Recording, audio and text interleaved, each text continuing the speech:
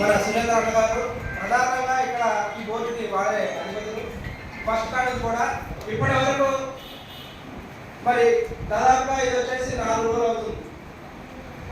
ఈ 4 రోజుల్లోనే నగర పంచాయతీ సాధారణ నిధుల నుంచి మరి మన తెలంగాణ సరిహద్దులో ఉన్నటువంటి డబ్బింగ్ యాప్ని క్లీన్ చేయడానికి 4,50,000 రూపాయలు పెట్టారనే విషయం మరి 4 రోజులు తెలుసు కదా.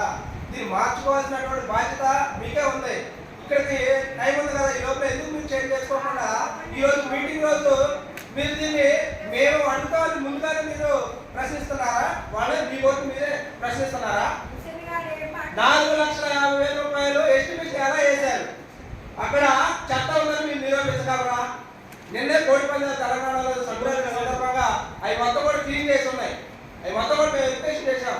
ఎంత టైం పడుతుంది? ఎన్ని గంటలు పనిచేస్తుంది జేసీబీ?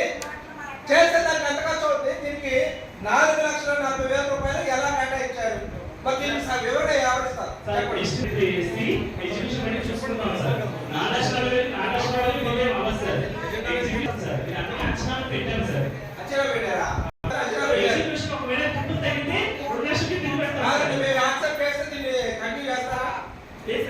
దీన్ని మేము ఇప్పుడు యాక్సెప్ట్